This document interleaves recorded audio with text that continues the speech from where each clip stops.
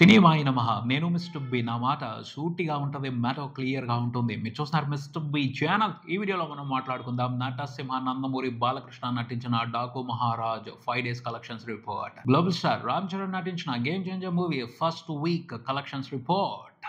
Daaku Maharaj movie interesting గా box office రన్ని కొనసాగిస్తుంది సంక్రాంతి పండుగ సందర్భంలో. పోటీ కొంచెం గట్టిగా ఉంది. అయినప్పటికీ బాలయ్య బాబుని అయితే ఆ పోటీ ఏమీ చేయలేకపోతుందని అనుకోవాలి. బాలయ్య బాబు తన మార్కెట్ పరిధి మేర తన ఆడియన్స్ ని ఎంటర్టైన్ చేస్తూ ఇంట్రెస్టింగ్ గానే నెంబర్స్ రిపోర్ట్ చేస్తున్నారు. తన కెరియర్ బెస్ట్ నెంబర్స్ ని రిపోర్ట్ చేసుకుంటూ వస్తున్నారు. 5వ రోజున కూడా చాలా చోట్ల బాలయ్య బాబు 5వ రోజు కలెక్షన్లకు సంబంధించి కెరియర్ బెస్ట్ నెంబర్స్ పెట్టారు. సూపర్ స్టడీ రన్నే కొనసాగుతుంది డాకు మహారాజ్ మూవీకి సంబంధించి 2 తెలుగు రాష్ట్రాల వ్యాప్తంగా. ఓవర్సీస్ లో కూడా ఇంప్రెసివ్ రన్ నడుస్తుంది సినిమాకి.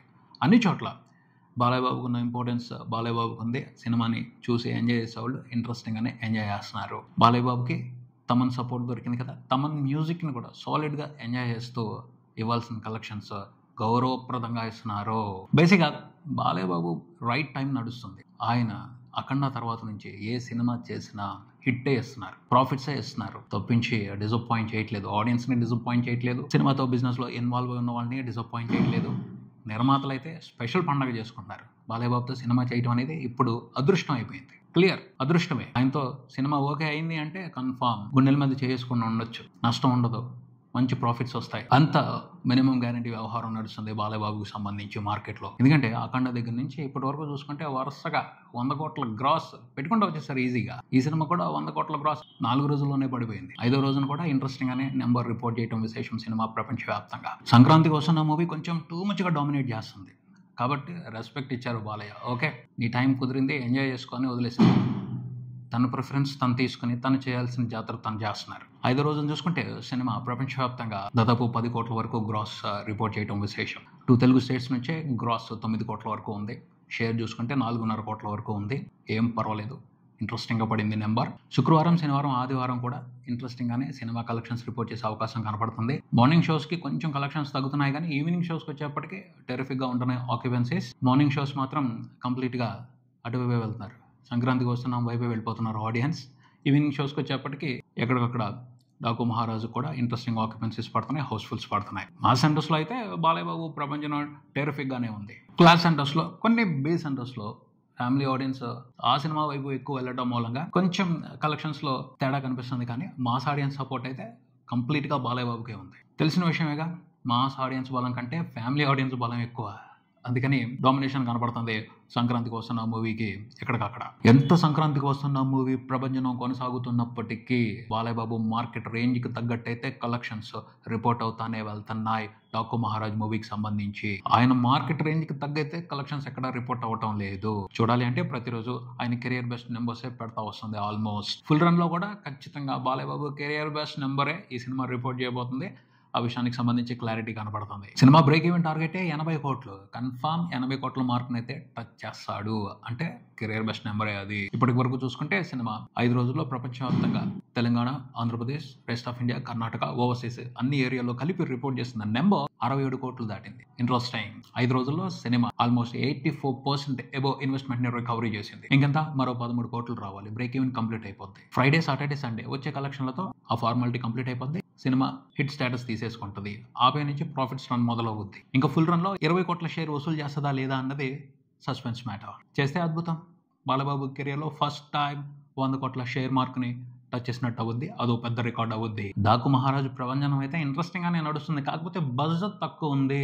ఎందుకంటే సంక్రాంతికి వస్తున్నాం కంప్లీట్ అటెన్షన్ లాగేసుకుంటుంది పబ్లిసిటీకి సంబంధించి. చింటూ బాధపడతా ఉంటారు, అదే నిర్మాత నాగవంశీ బాధపడతా ఉంటాడు. ఎప్పుడు నా సినిమా బాగా ఆడుతున్నప్పుడు ఏదో ఒక సినిమా వస్తుంది పోటీకి, నా సినిమాని మించి డామినేట్ చేస్తుంది. హిట్ పరంగా కాదు, పబ్లిసిటీ పరంగా, నేమ్ పరంగా. లక్కీ భాస్కర్ టైంలో కూడా అమరన్ క్రెడిట్ ని కొట్టేసాయి, సోలోగా ఇంపార్టెన్స్ ఇవ్వాల.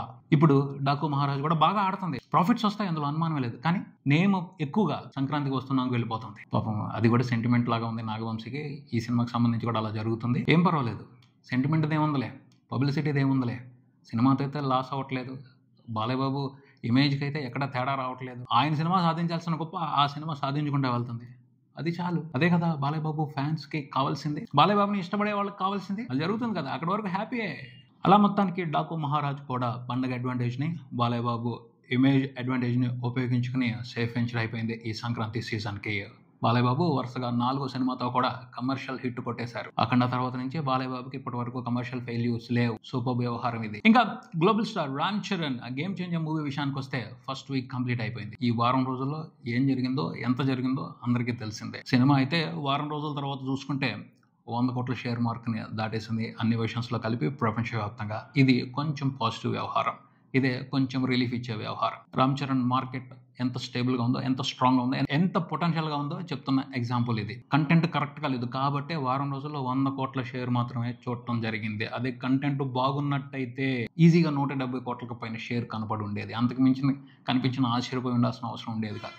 ఎందుకంటే ఆయన రేంజ్ అది, తన మార్కెట్ స్టార్ ఇమేజ్ రేంజ్ అది. రెండో రోజుకే కలెక్షన్లు డ్రాప్ అయిపోయినాయి. అయినప్పటికీ సినిమా నిదానంగా 1 వీక్ కంప్లీట్ అయిపోయేప్పటికీ ప్రపంచవ్యాప్తంగా అన్ని వర్షన్స్లో కలిపి 200 కోట్లకు పైన గ్రాస్ చూసింది. చిన్న విషయం కాదు, ఇది కూడా చాలా పెద్ద విషయం అనే మాట్లాడాలి. ఒక డిసప్పాయింట్మెంట్ సినిమాతో కూడా 200 కోట్ల గ్రాస్ చూడటం అనేది అందరికీ సాధ్యమయ్యే మ్యాటర్ కాదు. స్టార్ పవర్ పొటెన్షియల్గా ఉన్న హీరోకి మాత్రమే సాధ్యమయ్యే మ్యాటర్. శంకర్ సార్ డిసప్పాయింట్ చేశారు. ఈ విషయాన్ని ఇష్టం లేకపోయినా డైజెస్ట్ చేసుకోవాలి, అంతే తప్పించి ఇంకెక్కడ జరగలేదు తప్పు. దిల్ రాజు చాలా నిజాయితీగా ఖర్చు పెట్టారు ఈ సినిమా కోసం. రామ్ చరణ్ చాలా నిజాయితీగా కష్టపడ్డాడు ఈ సినిమా కోసం. సినిమా కోసం పనిచేసిన వాళ్ళందరూ నిజాయితీగానే కష్టపడ్డారు. కానీ బ్యాడ్ లక్, కొన్నిసార్లు అలా జరుగుతూ ఉంటాయి. వాటిని యాక్సెప్ట్ చేయాలి, మూవ్ ఆన్ అయిపోవాలి. రామ్ చరణ్ అయితే మూవ్ ఆన్ అయిపోయారు, వెరీ గుడ్ థింగ్. పోతే ఇక్కడ ఒక మంచి జరగాల్సింది ఆగిపోయిందేమో అనిపిస్తుంది ఈ సినిమా మూలంగా. అదేమిటి అంటే పైరసీ కొంచెం గట్టిగానే పంజా విసిరింది గేమ్ చేంజర్ మూవీ మీద. దానికి సంబంధించి చాలామంది నిరసన వ్యక్తం చేశారు, కొంచెం సీరియస్గానే రియాక్ట్ అయ్యారు.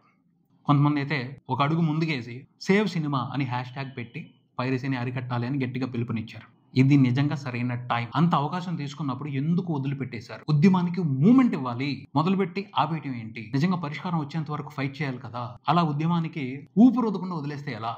మొదలుపెట్టారు కదా, దాని గురించి కొంచెం స్ట్రాంగ్గా మాట్లాడి స్ట్రాంగ్గా డిస్కషన్లోకి తీసుకొచ్చి అసలు తప్పు ఎక్కడ జరుగుతుంది, వీటన్నిటిని ఫైండ్ అవుట్ చేసి అరికట్టడానికి ఎటువంటి చర్యలు తీసుకోవాలి, ఎలాంటి యాక్షన్ తీసుకోవాలి అనే దానికి సంబంధించి ఒక సరైన దిశానిర్దేశం జరిగేంత వరకు పోరాటం చేయాలి కదా.